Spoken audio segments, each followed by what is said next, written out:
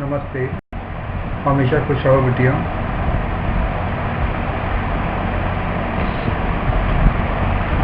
This is JVN Dr. Vishal Saxena, Associate Professor in Mathematics in Jayoti Vidyapeeth Women's University, Jaipur. Today I am going to discuss about the Kruskal-Wallis test and the Friedman test. This module is a part of the course Research Methodology and Biostatistics in the program of B Pharmacy 8th semester and under the Faculty of Pharmaceutical Science. So first we see that what is Kruskal-Wallis test. The Kruskal-Wallis test is a non-parametric alternative to the one-way ANOVA. Non-parametric means the test which does not assume your data comes from a particular distribution. The H test is used when the assumptions for ANOVA are not met, like the assumption of normality. It is sometimes called the one-way ANOVA on ranks, as the ranks of the data values are used the test rather than the actual data points. The test determines whether the medians of the two or more groups are different. Like most statistical tests, we calculate a test statistic and compare it to a distribution cutoff point. The test statistic used in this test is also called H statistic. Now we take the hypothesis for this test, and the hypotheses are H0 and H1. H are given by the population medians are equal, and H1 is the population medians are not equal. The Kruskal-Wallis test will tell if there is a significant difference between the groups. However, it would not tell you which groups are different. For that, you will need to run a post hoc test. Now we see like example here for this. You want to find out how test anxiety affects actual test scores. The independent variable test anxiety has 3 levels. So no anxiety, low, medium anxiety and the high anxiety. So the dependent variables the dependent variable is the exam score and rated from 0 to 100%. If we want to find out how socio-economic status affects attitude towards sales tax increases, so your independent variable is socio-economic status with 3 levels, the working class, and the second is middle class, and third is here wealthy class. So the dependent variable is measured on a 5-point Likert scale from strongly agree to strongly disagree. Assumptions for the Kruskal-Wallis test. So your variable should have one independent variable with 2 or more levels independent groups. The test is more commonly used when we have 3 or more levels. For 2 levels, consider using the Mann-Whitney U-test instead, ordinal scale, ratio scale or the interval scale dependent variables. Your observations should be independent.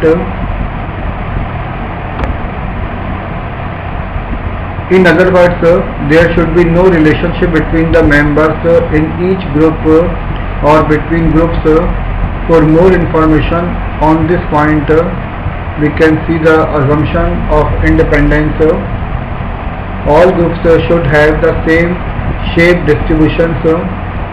Most software, that is like SPSS, or the Minitab will test for this condition as a part of the test.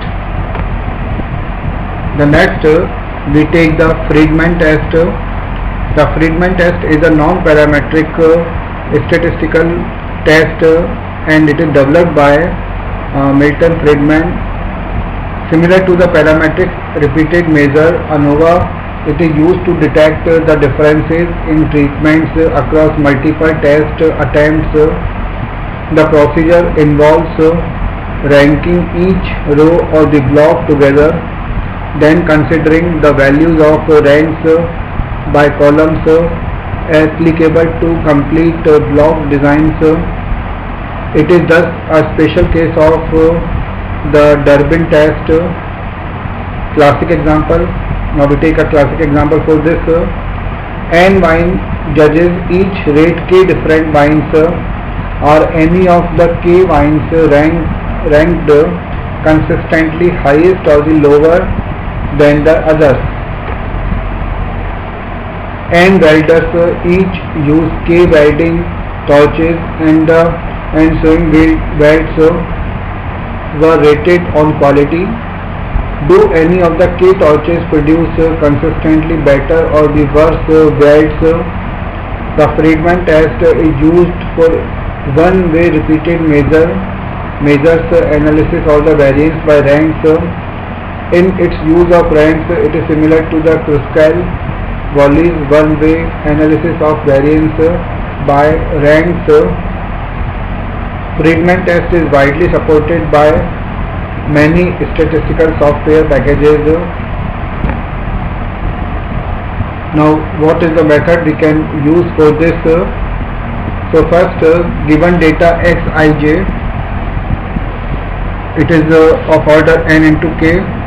That is a matrix with n rows, and n rows means the blocks and the k columns that the treatments and a single observation at the intersection of each block and treatment. Calculate the ranks within each block. If there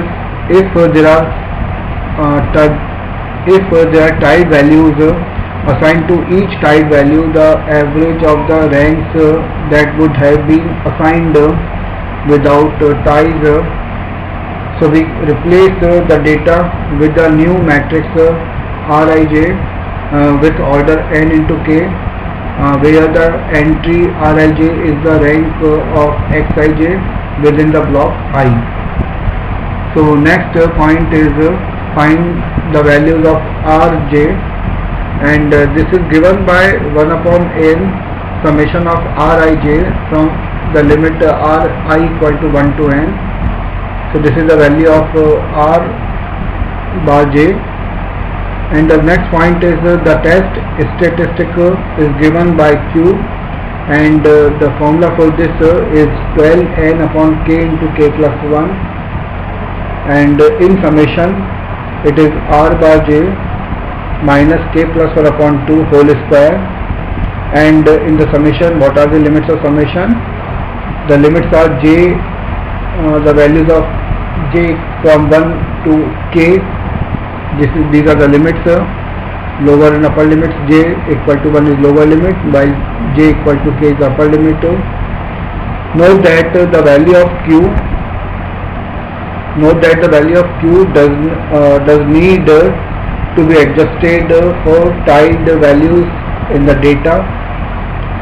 And the fourth point and the last point is here given by, finally, when n or k is large, that is, large means here when n is greater than to k, n is greater than to 15 and k is greater than to 4, the probability distribution of Q can be approximated that of a chi-square distribution. In this case, the p value is given by capital P, and it is for when chi-square k minus 1 is greater than or equal to q. If n or k is small, the approximation to chi-square becomes poor, and the p value should be obtained from the tables of q especially prepared for the fragment test. If the p-value is significant, appropriate post-hoc multiple comparisons test would be performed. This session is powered by Digital Version 2, Jayoti Vidyapeeth Women's University, Jaipur.